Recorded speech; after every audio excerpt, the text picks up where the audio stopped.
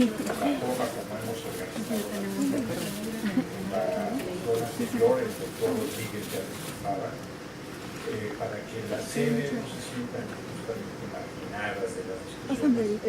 Ahora, las segundas fases de nuestras sesiones van a iniciar por intervenciones directas de dos de las sedes. Sí, vamos a abrir el micrófono a dos de las sedes.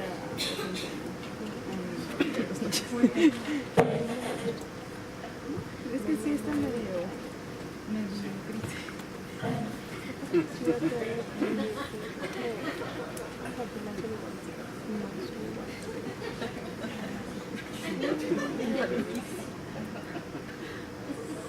Entonces, a la sede les daremos este espacio al inicio de la segunda parte, porque ahora en la reunión que tuvimos, pues salió obviamente uno de los comentarios, términos de, pues estábamos marginando últimamente a través del correo y estas cosas. Entonces, esperemos entonces la presentación. Yasmín Jiménez va a hacer uso del micrófono desde la universidad, desde la UAC, la Dirección de Innovación Educativa. Entonces, espero que ingrese. Adelante. Sí, doctor, aquí está. Aquí está. Muy bien, adelante, Yasmín. Buenas noches a todos. Tenemos, bueno, mi nombre, como lo mencionó, vengo de la UAP, de Innovación Educativa, y tengo en la mano que te preguntan mis compañeros, entonces ustedes también las tienen ahí. No sé si gusta que les vaya leyendo las preguntas para que nos puedan responder, o Por economía no sabes porque las leo todas y no las dos.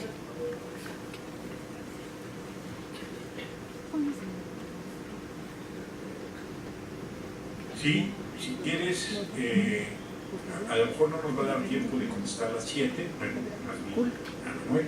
Entonces, podemos empezar y empiezan las Yasmín y una por una. Juntas, muy bien. Entonces, un conjunto de 5 preguntas, Yasmín. Eliges, te escuchamos. Adelante. Muy bien, la primera pregunta nos la compartió Nora Guajardo de la Universidad Iberoamericana Puebla y dice: la lectura de Sartori sobre comparación y método comparativo se ubica en 1994. Ahí se menciona algunas contribuciones al método comparativo. En este sentido, ¿hay desarrollos más recientes del método comparativo? En caso de que así fuera, ¿cuáles serían estos casos? Y la segunda pregunta, que también la hace Nora, dice: ¿cuáles son los nuevos problemas a los que se enfrenta actualmente la educación comparada?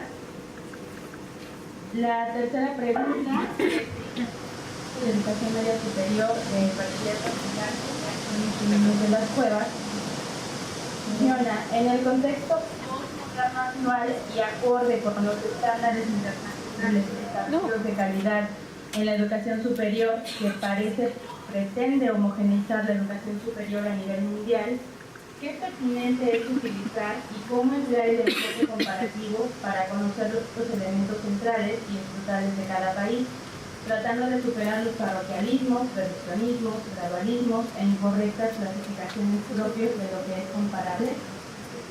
La pregunta número 4 es de Juan Carlos Flores de la UAP, de la Vicerrectoría de Docencia, y pregunta: si el procedimiento de control es uno de los puntos más importantes de la comparación, ¿cuáles son los elementos primordiales a considerar a fin de determinar el nivel de abstracción en cuanto a conceptos y clases en una investigación de carácter cualitativo?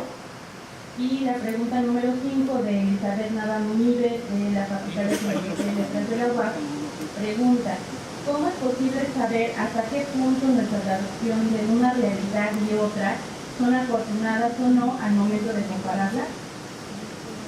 Esa sería mi única pregunta.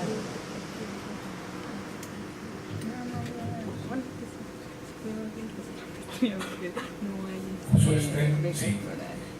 Muchas.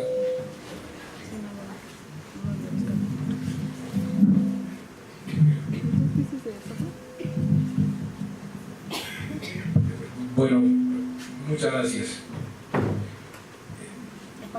Es cierto, voy a comentarlo así, no responderlo porque excede lo que sé, pero en efecto, la lectura de Sartori es de 94 y 20 años antes ya lo había hecho. Me parece que el método comparativo ha evolucionado mucho. No traje aquí la bibliografía del último curso que Maynard Murray y yo vimos en el Colegio de México en el doctorado del Centro de Estudios Sociológicos. A mí me pareció que ahí hay grandes avances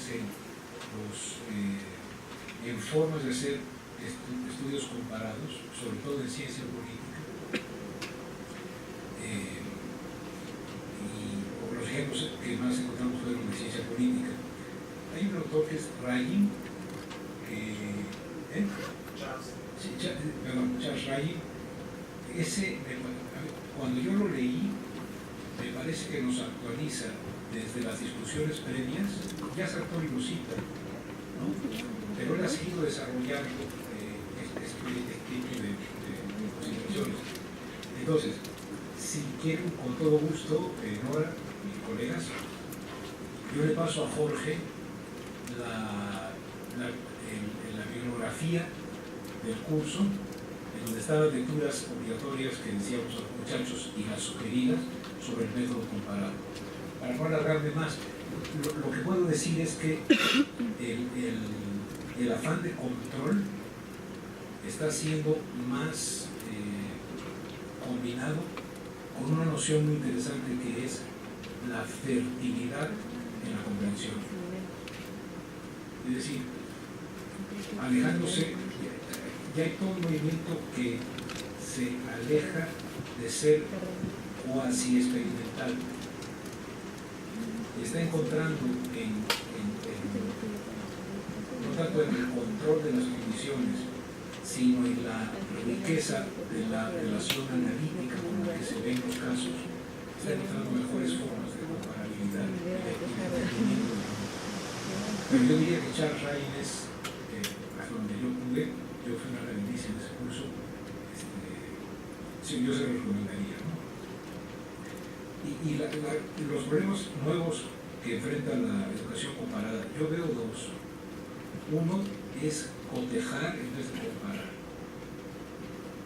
Es decir, en este país hay esto, en este país hay otro, hay otro, hay otro, hay otro, y que eso sea la educación comparada. Y otro de los grandes riesgos que encuentro últimamente es que la educación comparada tiene una tendencia muy fuerte a comparar para rankear, para hacer prelaciones. En vez de que esté hecha para comprender por qué ha sido así y no de otra manera, se está usando mucho para decir que este sistema es mejor, este otro no es mejor, etc., ¿no? Me preocupa mucho el primero porque a Jorge y a mí, por ejemplo, con el estudio de los académicos que dirigió el doctor Ganaz, nos tocó muchas veces que vamos a comparar, y entonces pasaba el caso coreano, el caso japonés, el caso, ¿no? Ahorita Jorge me enseñó una diapositiva que tiene, en la cual están los salarios de los profesores de Estados Unidos, de México y Canadá. ¿Cómo en cuánto andan?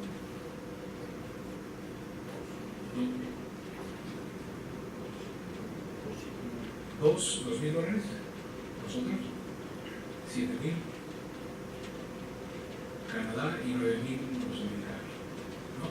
Bueno, eso es una comparación, esos son los datos que harían posible una comparación, pero si la pregunta es ¿en qué país se remunera mejor al académico?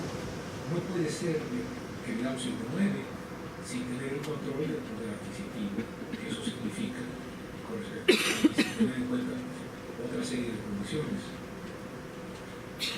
Pero en muchos casos he ido a congresos en los cuales se puede hacer una comparación y se habla de dos casos y no se ligan, no hay dimensiones que los ligan. Por ejemplo, A mí me parece que eso tiene que hacer a nivel mundial y ojalá en estos sistemas, en estos 13 o 14, 15 países, por ejemplo, un hilo conductor sea, ¿hay pago por mérito al trabajo académico? ¿De qué orden es el pago al mérito? ¿Cuánto es la parte salarial? ¿Por qué? Porque a mí me interesa ver la composición del ingreso de los académicos, qué tanto es salarial y qué tanto es por becas o por mérito, ¿no? No me importa dónde es más grande o más chico. Lo que me importa es, sabiendo el dato, rastrear cómo fue que llegó a ese valor. Y entonces sí puedo hacer una comparación. Es distinto cotejar que comparar. Me parece que la carga cognitiva que tiene comparar es más grande que yuxtaponer, cotejar o arrimar. En el comparar hay un interés por saber. Pero otro nada más hay una intención de ordenar. La pregunta de Itzel sobre los estándares internacionales, ¿no? Bueno, lo podemos ver con PISA, lo podemos ver con otros casos. ¿Qué es lo que ocurre? Que se da la calificación por medio y no entendemos lo que es un promedio. Entonces, le ganamos por un punto a Chile, dijo Fox una vez que le habíamos ganado a Chile 1-0, por eso nos ganamos 5-0 en un torneo, ¿no? 7, bueno, ya le descontenemos. Entonces, a mí me parece que lo que no tenemos son los contextos en los cuales eso ocurre.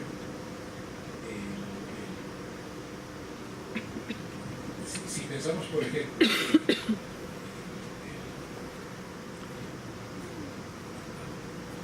las instituciones van a ser valoradas en términos de la producción de artículos en ciertos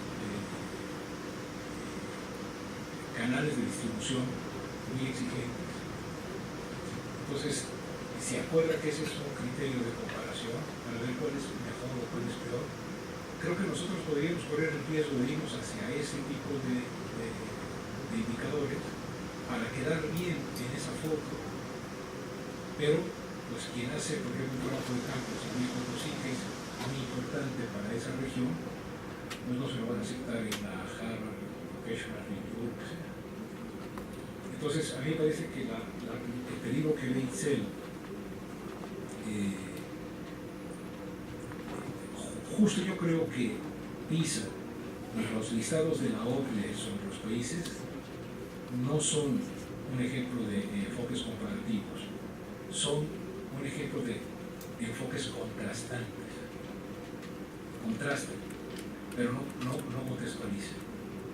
Y todo contraste no contextualizado es como mi conversación con el profesor Ulrich Teicher, que dijo, eso es una constante, entrar con doctorado. Yo le dije, no. Y en México entraron los más capacitados. En ese momento, él se da cuenta que hay un contexto que explica por qué fue así y no de otro modo, en el caso mexicano. Y le da cabida a la pregunta. Probablemente todos los profesores alemanes dijeron que tonta pregunta, pero con una cosa comparativa, no sé si la metieron en el caso alemán. ¿Sí? Pero bueno, lo que quiero decir es, si no hay un contexto, lo que hay es un ordenamiento. Y por eso, en una de esas, no sé qué piensa Roberto, algunas series de datos de UNESCO, de OCDE, etc., si uno los toma y trabaja con ellos y los pone en el contexto, pueden ser útiles para el trabajo, pero así como están, generan más bien distorsiones. Es decir, no, es lo que yo podría decir, ¿no?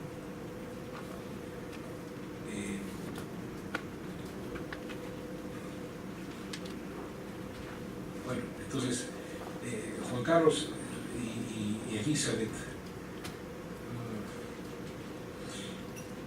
el criterio, a juicio mío, de cuando una comparación es afortunada, o Juan Carlos, cuando sí hacemos una comparación que esté en consonancia con un cierto nivel de abstracción, ambos casos, es cuando yo puedo hacer una inferencia, una conjetura que pueda hacerme comprensibles dos casos diferentes. Es decir, o bien dos casos iguales que llegaron a un valor igual por caminos diferentes.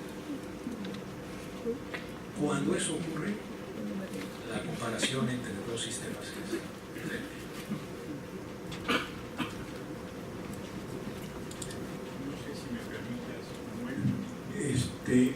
Algo que la gente que está haciendo ahora comparaciones, que enfrenta con un grave problema, es la falta de fuentes de información sólida. ¿Sí? En nuestro país es endémica. Este problema ya es endémico, ¿no? Yo no sé si pudieron acceder en términos de tenemos información confiable como para llevar a cabo comparaciones pertinentes. Y junto con esto, la validez de esa información. ¿Sí? Como hace rato nos contabas acerca del INEGI y el 30%, ¿no? Que en nuestro país es algo. Y algo también muy complicado que yo le veo en las comparaciones es la ausencia de un mejor conocimiento estadístico. ¿Sí? No es posible rankear a una universidad, por ejemplo, en un lugar arriba de otra con un porcentaje mayor de 0.1. Es decir, nunca dan los errores de estimación de cada uno de esos valores, no dan la varianza como para decir, oye, pues es lo mismo. Entonces, creo que yo lo pondría como obstáculos que hoy en día enfrenta el trabajo comparativo. No sé si ¿no? Estoy muy de acuerdo y sobre todo, yo ya que tengo pues un poco más años que Jorge en el trabajo, ¿saben qué le hace mucho daño a los ejercicios comparativos? Cuando te dicen, mira, el capital cultural de este A es mayor que de B. Y tú dices, ¿por qué? La base de datos, bueno, ¿cómo lo mediste? Escolaridad de la madre o del padre. Entonces yo digo, bueno, ¿cuándo vamos a generar una prueba de validez constructo de que eso es capital cultural? Y lo que me dicen es, yo tengo que medir capital cultural tal como la base lo da. Ojo, estamos adaptando el concepto a lo que la base tiene, pero estamos dándole toda la carga del concepto. Yo creo que no se vale decir, como en ocasiones, cuando uno dice, a ver, la evaluación del desempeño no está siendo confiable y válida para saber cuál es el desempeño de un profesor o de una profesora. Y la respuesta es que hay que hacer algo. Yo digo, no, o sea, y yo creo que la crítica a las fuentes es muy, muy importante. Y nos estamos acostumbrando a, pues, es lo que hay.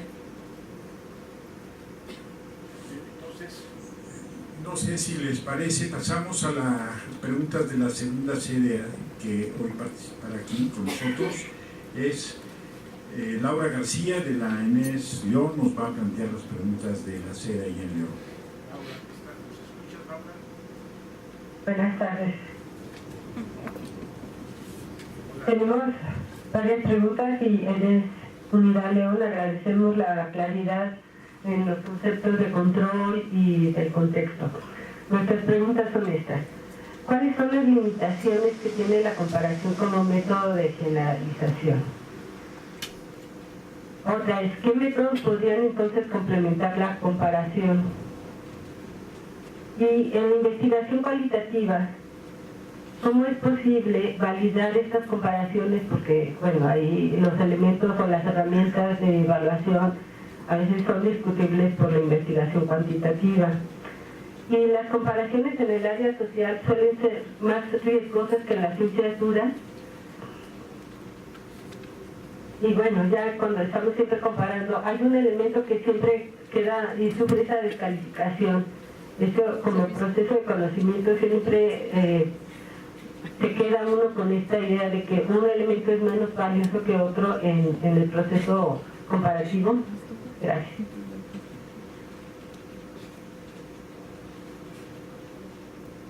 Bueno, Laura, nos vemos el próximo viernes. Qué pregunta más difícil. Encantada de la vida. Bueno, muchísimas gracias. Lo que pasa es que son preguntas bien fuertes. Perdonen ustedes, no están hablando con un experto en esto, están hablando con un profe que pensó en la comparación. Pero a ver, me voy a arriesgar a hacer un saldo de mi trayectoria. Comparar y generalizar. Yo estoy convencido que en la ciencia, lo que se generaliza, en las ciencias sociales y cualquier otra, lo que se generaliza es la estructura analítica con la cual se hizo visible lo que se ve. No se generaliza la cantidad o la proporción de casos que cayeron en la casilla A, B o C, o la cantidad de entrevistas que fueron para A, B o C. Me explico.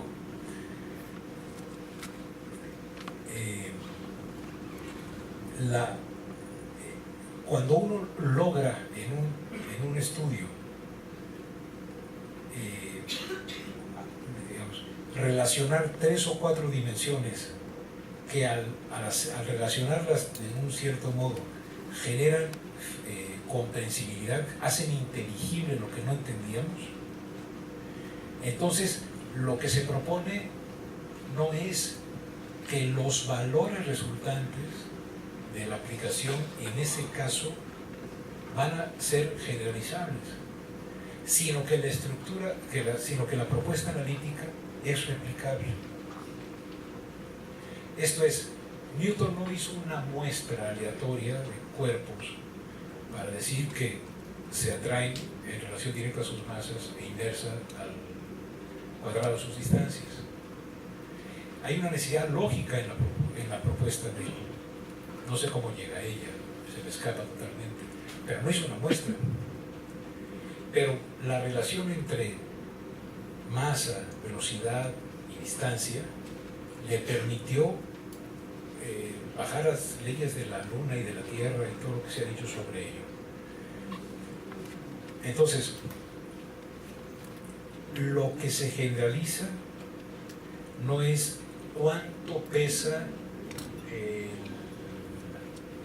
digamos, el ambiente familiar en el rendimiento escolar.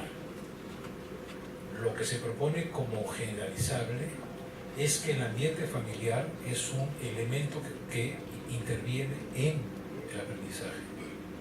Si en un sitio tiene un peso del 90% y no tiene un peso del 10%, si se pudiera medir, si en un sitio es más agudo porque hay más diferencia entre una generación y la que sigue, es decir, ese valor de más o menos no es lo que se generaliza, lo que se propone es que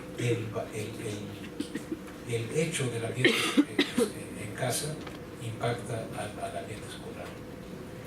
De otra manera, nosotros lo que tendríamos, siguiendo a Weber, lo que tendríamos sería una enorme cantidad de estadísticas convergentes, pero sin explicación.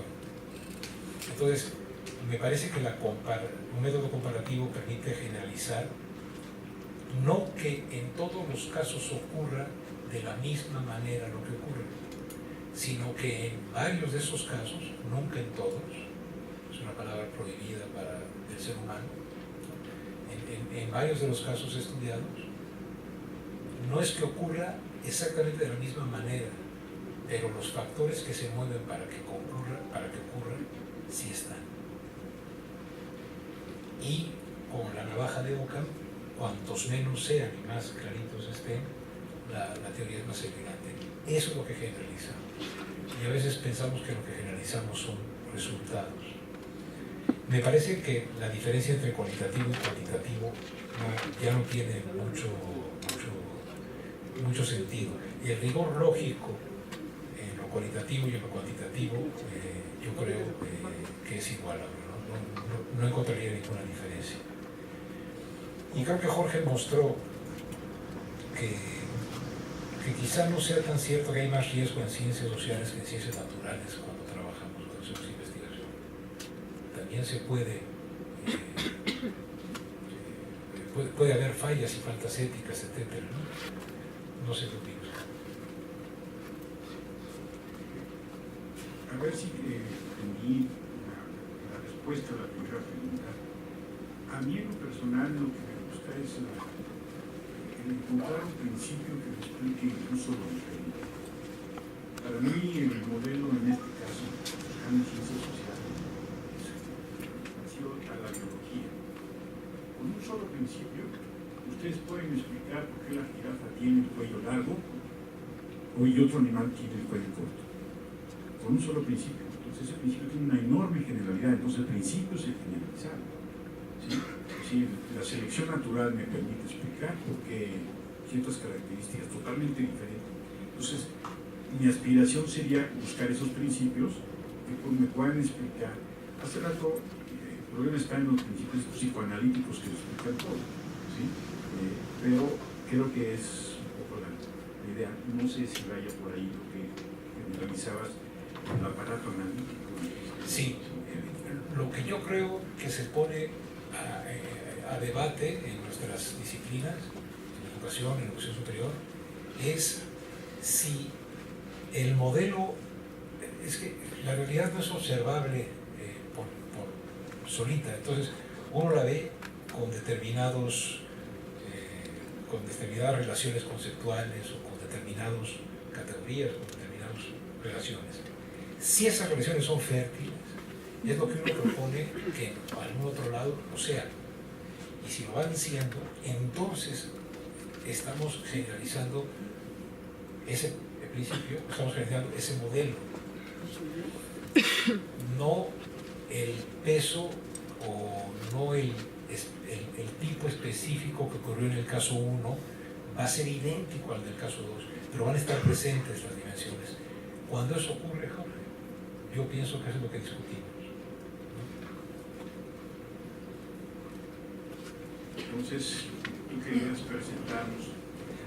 Pues mire, muchísimas gracias, perdón por responder tan mal, pero no estaba listo para un examen de doctorado. Más bien, gracias. Esa Laura. Sí, Laura, muchas gracias también a ¿quién nos preguntó primero? A Jazmín también. Bueno, muchas gracias a ustedes. A lo mejor no nos da tiempo de hacer el ejercicio, pero podríamos poner Miren, incluso mejor lo hago aquí en el pizarrón. ¿Cómo puedo...?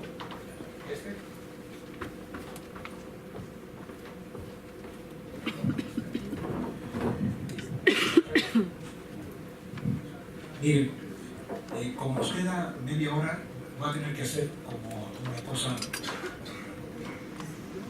En este cuadro, bueno, cuando se pueda poner, nosotros hicimos este libro que se llama Cobertura de la Educación Superior en México, Tendencias, Retos y Perspectivas. Lo trabajaron Javier Mendoza, Roberto Rodríguez, María Jesús y yo. Y lo que tratamos de entender es cómo estaba la cobertura de educación superior en México y comparamos 6 estados de la República. Y luego tenemos la información en un disquete, que se ve aquí, de toda la información para todos los estados. Entonces, lo que yo quisiera proponerles es lo siguiente. Ustedes no tienen por qué ver las cifras, porque están muy claritas, pero lo que sí tenemos es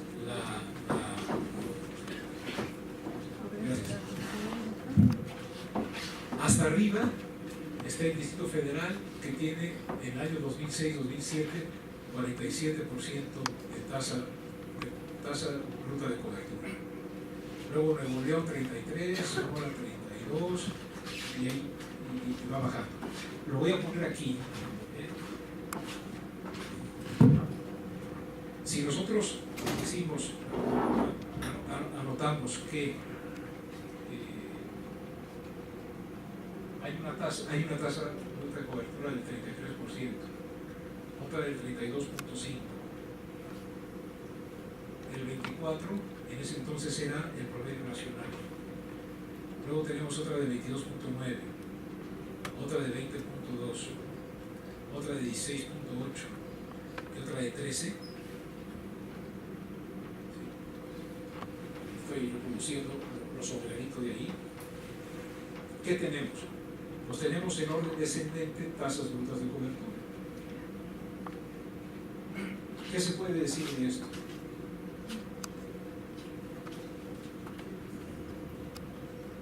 ¿Me respondo yo? Ok, si no tenemos contexto poco, ¿no?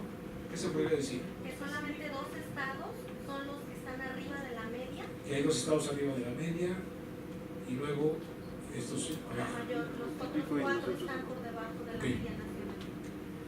La cuestión es que de una información así vamos a tener muy poco que decir. Si les ponemos el nombre y ponemos Nuevo León, Sonora, la media nacional, Hidalgo, Zacatecas, Oaxaca y Chiapas, nada más con poner el nombre, esta prelación tiene un poco más de sentido, ¿no? ¿Por qué qué? Porque algo sabemos de qué significa este nombre, ¿no? Claro. La región, decimos, bueno, Nuevo León, Es un nivel alto. industrial, etcétera, Chiapas 13. Fíjense, Chiapas está lejísimos de Nuevo León, ¿no? Ok. Entonces, ahí lo que vemos es un inicio de contexto en donde ponerlo. Pero luego, si yo digo 10 años atrás, Nuevo León tenía 25,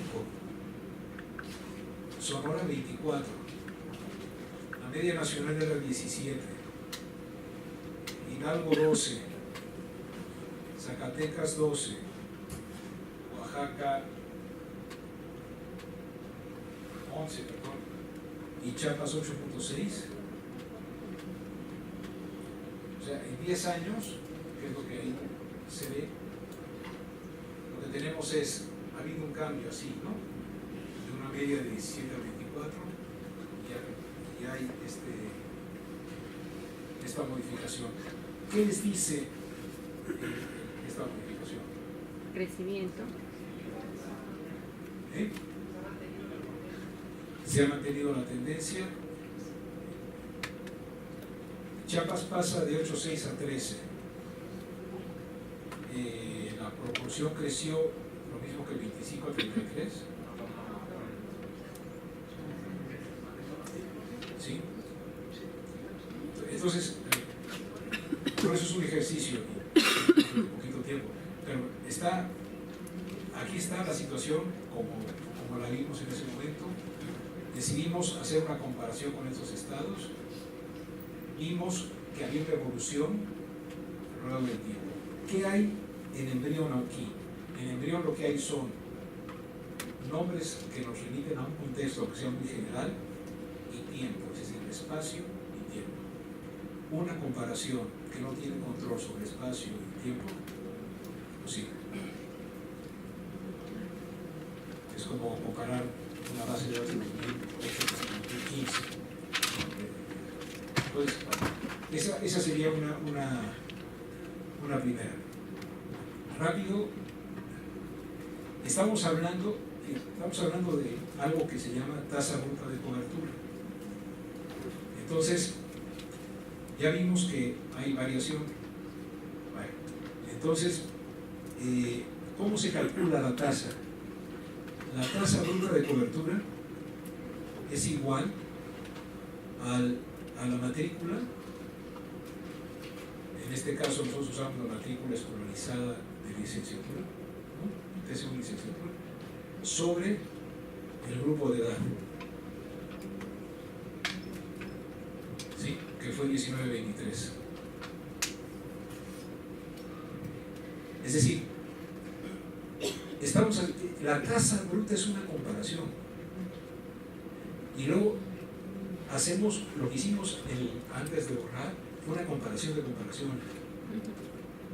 Y si uno no tiene cuidado de cómo se mueven los elementos que está comparando en las comparaciones, uno se puede perder. Y es a lo que yo quisiera llegar con este pequeño ejercicio. Bien, aquí el grupo de edad 19-23, supongamos que son 10 millones. ¿Sí? Que no están muy lejos de lo que era en ese entonces. Creo que eran 9, ¿no? Vamos a suponer que es 10 para que sea más fácil para un gallego dividir. Y vamos a suponer que la matrícula total andaría 5, 2.5. Entonces, la tasa bruta era de 25, ¿no, profe? 27 vamos a poner, ¿no? Es decir, comparamos la matrícula con el grupo de edad normativo, 24, ¿no? En fin, el chiste es, podríamos inventar, ¿no? Ahí está, es 24 puntos, sí, ya lo dijo. ¿Ya? ¿Dónde? Entonces, pero ojo, tasa bruta, ¿okay? La matrícula puede ir desde 18 años hasta, no tiene corte de edad. Entonces, una cosa es decir que la matrícula equivale al 24% del grupo de edad, y otra muy distinta es decir que el 24% de estos 10 millones están en la universidad. ¿Por qué? Porque el grupo de edad sí está delimitado y la matrícula no. Entonces tenemos que usar una tasa neta. Entonces la bruta no es la neta, ¿verdad? La neta es, recortas aquí, recortas acá, y llegábamos a una tasa neta del 17%. Dos maneras de usar un indicador. Obviamente, el gobierno siempre va a preferir esta para así llegar al 40% de cobertura, y no va a meter a todos los que pueda allá arriba, ¿no? Con un grupo de edad estable, sin controlar el de arriba. No importa. Para el ejercicio nosotros vimos una tasa en 2007, otra para cada estado, la vimos en 97, sabemos cómo se calcula y cuáles son los elementos que calculan. Entonces aquí entra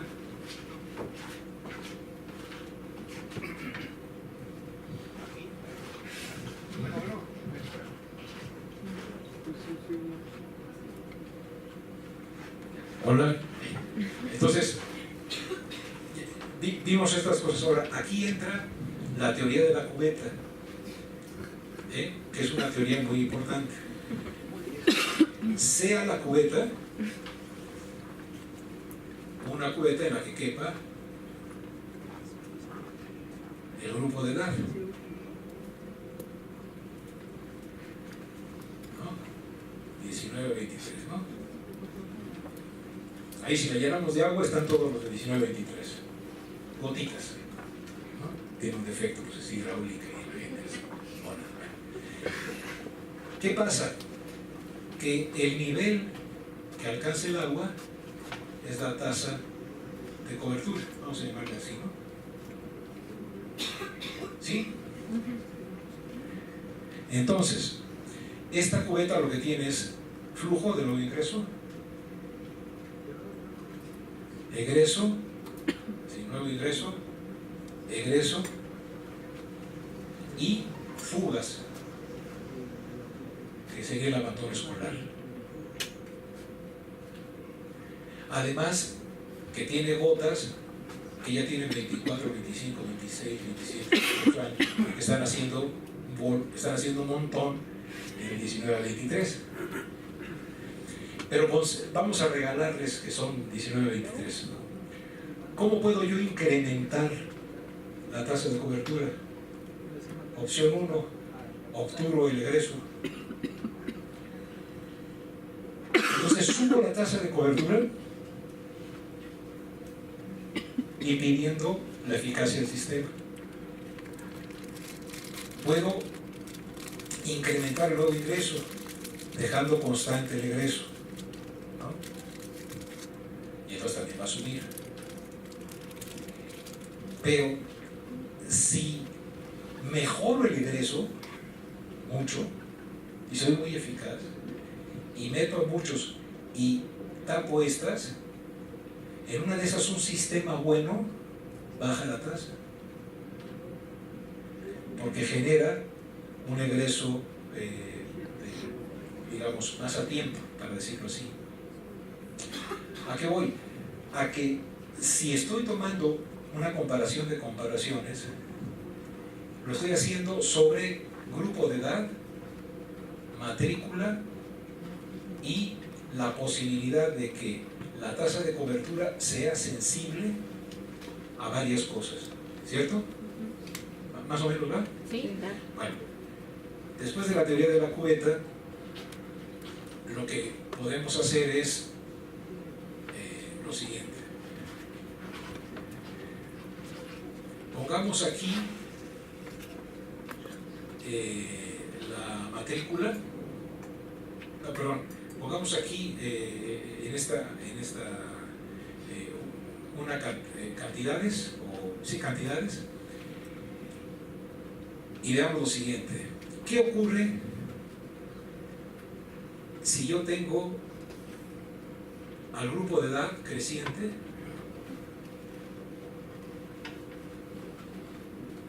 ¿Qué necesito hacer para que la tasa de cobertura crezca? A ver, imaginen que tengo una matrícula que aquí se cruza. ¿Se cayó mi tasa de cobertura? Sí, ¿no? O sea, para que si en un estado de la República el grupo de edad pasa de 9.200.000 a 10, perdón, pasa de 900.000 a 1 millón, y yo tengo una matrícula aquí digamos,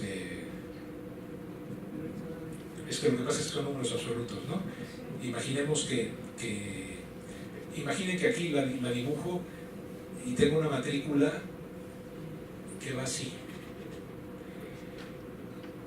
Para conservar la tasa de cobertura que yo tenía acá, tengo que hacer que el crecimiento de la matrícula sea paralelo. So pena de, si se cae el crecimiento de la matrícula, la tasa de cobertura, que es la relación entre estas dos cosas, se reduce. Pero, ¿qué ocurre cuando en este mismo mal dibujo lo que tenemos es un grupo de edad quieto, ¿no? Grupo de edad, y una matrícula que crece pero menos que el anterior? Su tasa de cobertura va a ser mayor. ¿Por qué? Porque el grupo de edad se le queda estable y al subir un poquito la matrícula, el indicador es más sensible. ¿Sí? La relación, Nuevo León, ¿no? El primer caso era Chiapas. Chiapas tenía creciente su número de jóvenes en edad de estudiar, 4% anual, y para pasar de ese 8 al 12, ¿no? Que teníamos allá abajo, al 13, le tuvo que poner un esfuerzo brutal, porque estaba creciendo el grupo de edad. Tenemos otro estado que estudiamos, que es Zacatecas. Cuando nuestro grupo de edad está quieto, es que ya transcurrió ¿cómo se llama? La transición demográfica, ¿no? Fíjense, en Zacatecas tuvimos en ese entonces que el grupo de edad caía por la migración.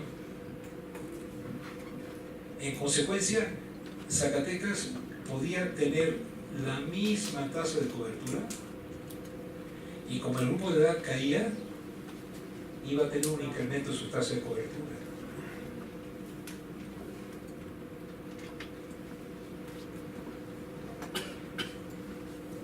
Para colmo de males, es decir, para hacer como más comprensible la necesidad del contexto y de ponernos muy abusados de qué es el tipo de indicador que estamos manejando y las relaciones que se establecen, Chiapas producía egresados de educación media superior. Voy a inventar los numeritos para no tardar, porque estamos a 10 minutitos, ¿no? Imaginen, Chiapas producía 5,000 muchachos que habían terminado la prepa y habían entrado a educación superior. Les llamamos nuevo ingreso Made in Chiapas. Pero lo que teníamos es que su nuevo ingreso en Chiapas era de 4,200.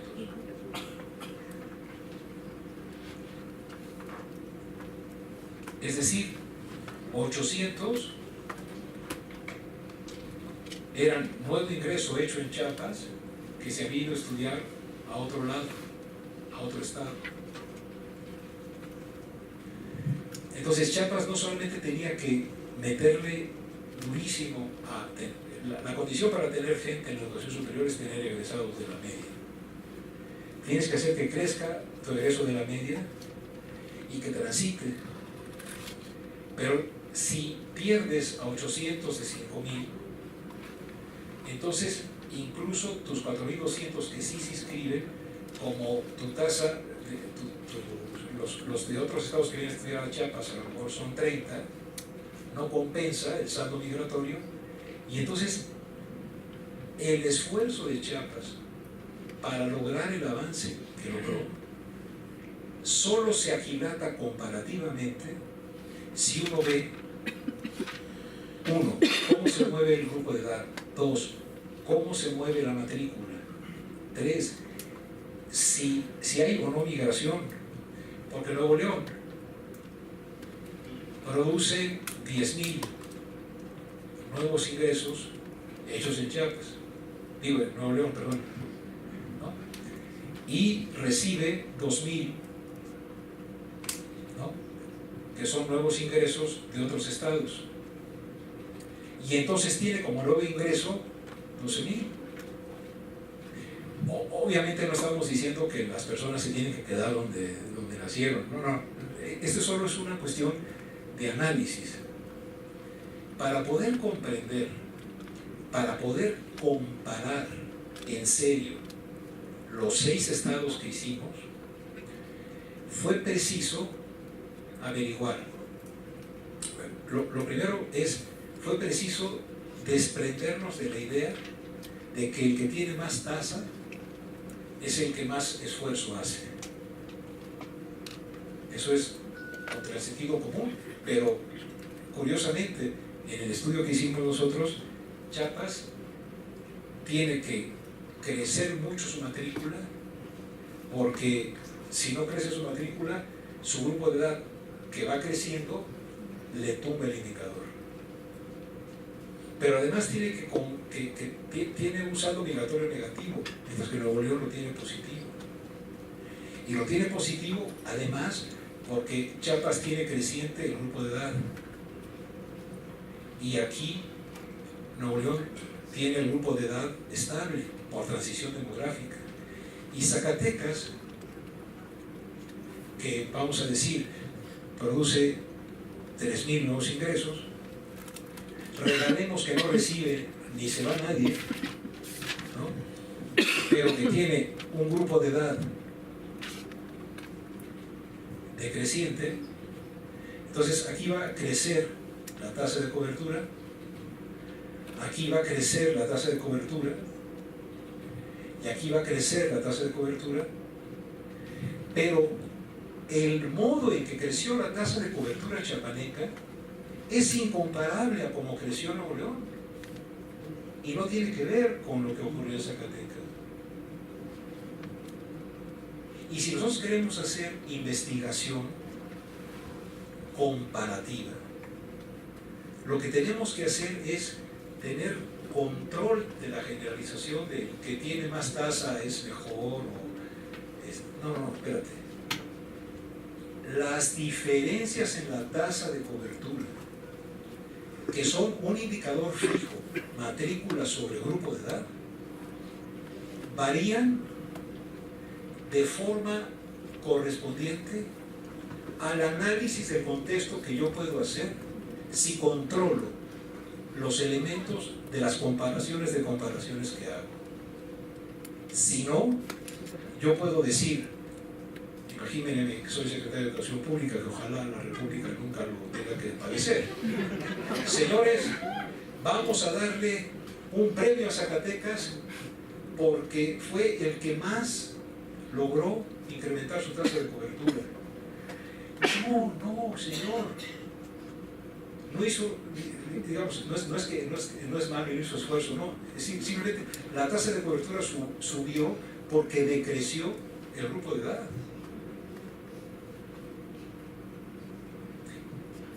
Estábamos haciendo esto cuando el plan de desarrollo para la educación superior era que 4 estados que estaban abajo de 20% subieran, 6 estados subieran arriba del 20%. Y yo me acuerdo que la señora del UNESCO, que daba una capacitación a los de la SEP y al Coneval para hacer evaluaciones, decía, a ver, ¿cómo están los estados? No sé si 19, 19.2, 19.5, 19.4, 18.9, 18.7. ¿Sabe qué? Propóngase que 4 suban más del 20, a sabiendas que van a subir los 6.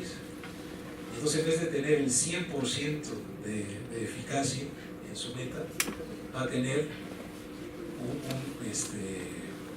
que es una tercera parte más, un tercio más.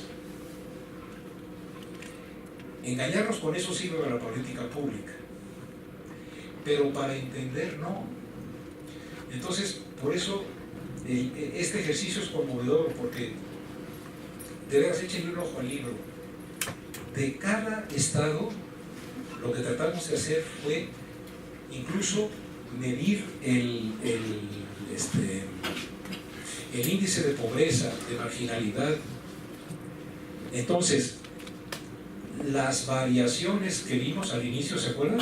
Las variaciones de tasas, su cambio en el tiempo pueden deberse a distintos asuntos. Yo terminaría diciendo, cuando nosotros veamos un dato para cada sistema X, ya sea estado, país, universidad o lo que sea, usémoslo como principio y guía para ver por qué ese resultado da así ahí. De tal manera que, por ejemplo, en una universidad en la cual no hay premios Nobel, producir el 10% de artículos en revistas de enorme prestigio es mucho más meritorio que hacerlo en Harvard, aunque en el ranking quedas abajo.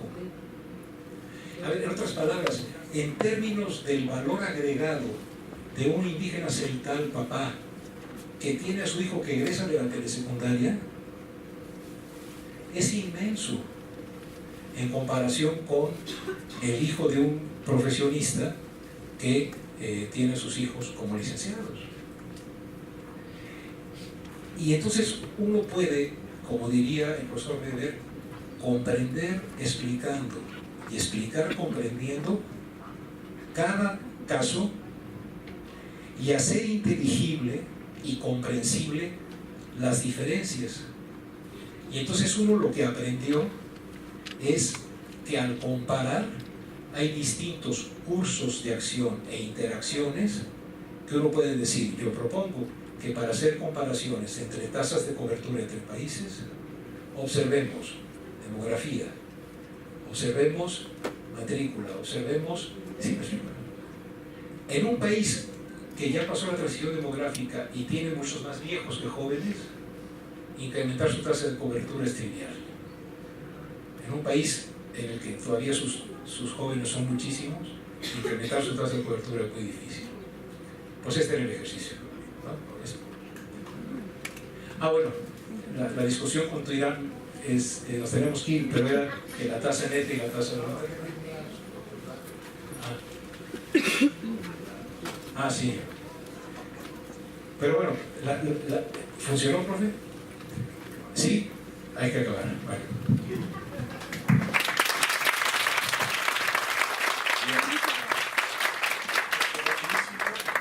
Algunas cuestiones creo que son relevantes, veremos la manera de que ustedes las tienen.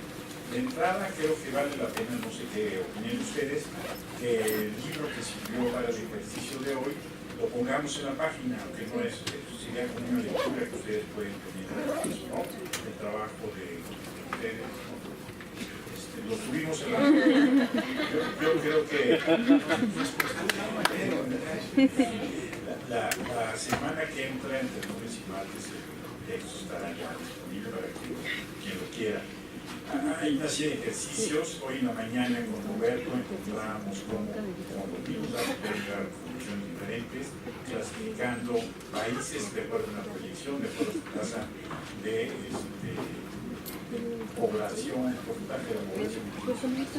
Y luego había una serie de datos, esto Manuel ya planteaba, como el salario, si uno lo ve rico, puede encontrar, pues ganan más los norteamericanos y los canadienses que los mexicanos, pero ¿cuál es el sentido de eso? Y hay otra muy bonita que era la que comentábamos, el país donde menos se salen al extranjero a estudiar el doctorado, ¿cuál es? Estados Unidos. ¿No? Entonces uno inmediatamente al ver ese dato, México tiene una proporción semejante a Canadá, el 60% se quedan a estudiar en su propio país, el 40% se va. Entonces al ver el dato uno dice, no, pues está mal, pero habría que explicar las condiciones de comparación. Entonces hay una serie de ejemplos, los pondremos en la presentación, y ahí tendrán como ejercicio. Yo veo rapidísimo. Yo diría, las comparaciones son extraordinariamente útiles, pero sumamente peligrosas. Hay que hacerlas con mucho estudio y mucho cuidado. Pues bien, finalmente a las sedes nos despedimos. Disculpen un poco la tardanza, habíamos quedado con el compromiso, tenemos problemas con el tiempo porque hay que acabar, y ustedes tienen que ir. Bien, buenas noches y recuerden la próxima sesión que nos toca. ¿Con qué país empezamos? Estados Unidos, y es el doctor. Gracias, hasta luego.